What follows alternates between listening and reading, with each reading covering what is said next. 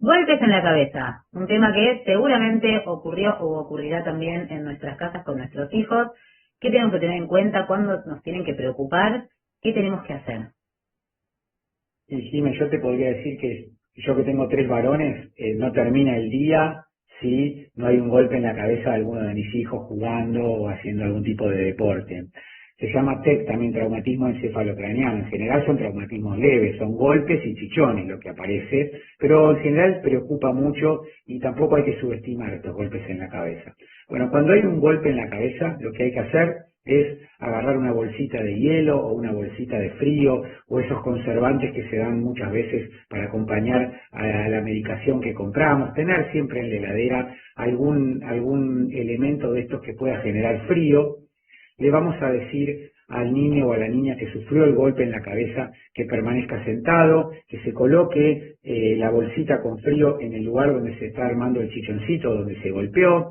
Obviamente si hay un cortecito hay que lavar con agua y con jabón antiséptico y luego colocar el frío para evitar que haya inflamación. Los golpes en la cabeza generan dolor, así que si tenemos algún analgésico en casa, hay que darle al niño para que lo tome y estar alerta a algunos signos de alarma que podrían ser o aparecer luego del traumatismo de cráneo. Así que nunca subestimar un golpe en la cabeza, pero estas son las acciones inmediatas que se hacen en la escuela, que se hacen en casa cuando hay un golpecito en la cabeza. Acá, por ejemplo, chocaron Benjamín y Juan jugando, uno con la frente, el otro con la parte occipital, con la parte de la nuca.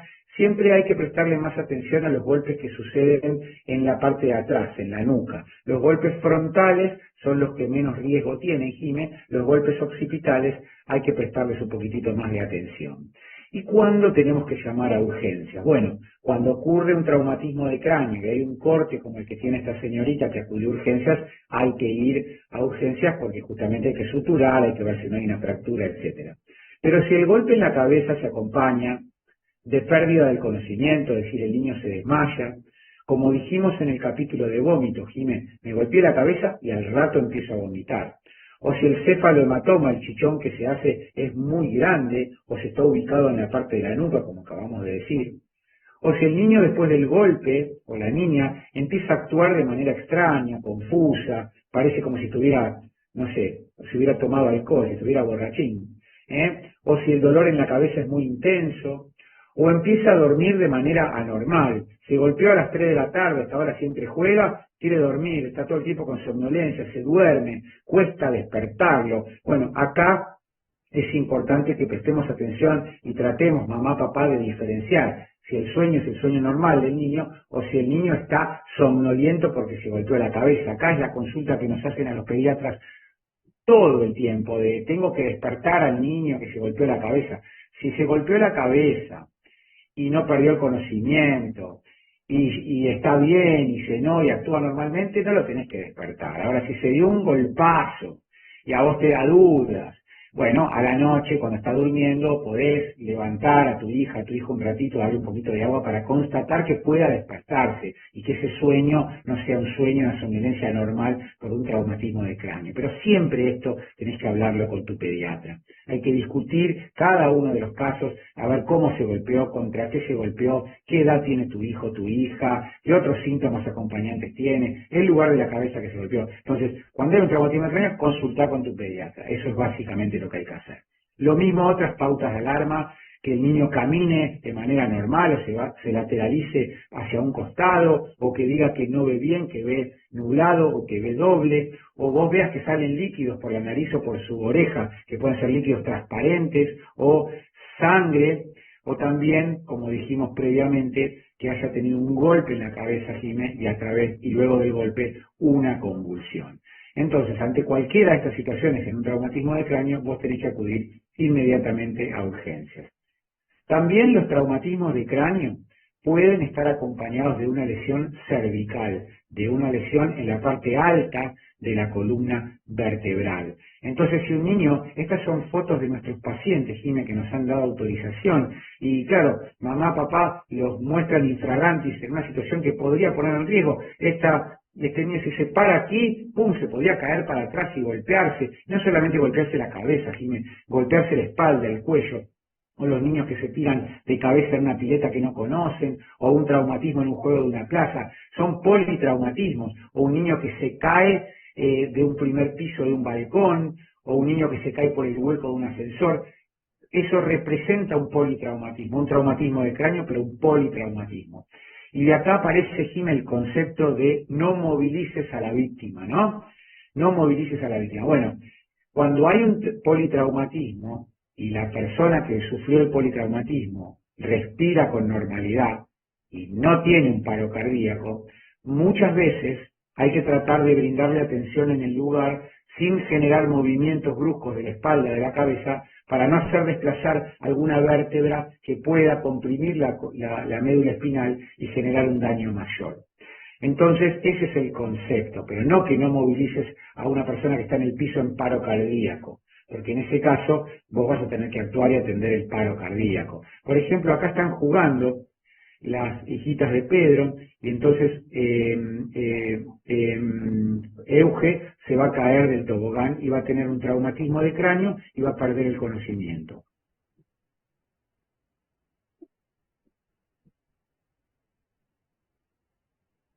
Se tropieza, se cae, está inconsciente, sus hermanitas se preocupan mucho, está Pedro se acerca, el escenario es seguro, la sacude, no contesta, solicita ayuda,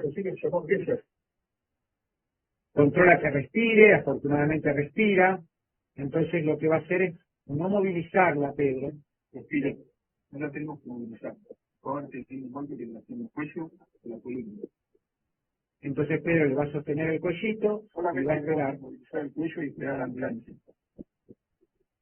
Vamos a esperar a la ambulancia para que la ambulancia, Jimé, llegue con el cuello, llegue con la tabla y de esta manera Eugenia pueda ser transportada evitando un daño mayor en el caso de que sospechemos un traumatismo en la columna. Y como hemos dicho en los módulos anteriores, Jimé, el primer eslabón de la cadena de supervivencia es prevenir y evitar que se produzcan traumatismo de cráneo y politraumatismo. Me gustaría, Jimé, que me ayudes con las medidas de prevención. Totalmente. Primero aclarar, bueno, cuando hablamos de politraumatismo, incluye el traumatismo, o sea, es un traumatismo múltiple, digamos, que es más allá del cráneo, de por ahí los brazos, de bueno, del abdomen, y que hay que, cuando ocurren estos politraumatismos, como explicaba Guille, más allá de ocuparnos de la cabeza o del cráneo, ocuparnos del resto del cuerpo. Entonces muchas veces hay que hacer ecografías, hay que hacer placas de los otros huesos, y es un traumatismo mucho más importante. Entonces por eso es tan importante prevenir que ocurra esto.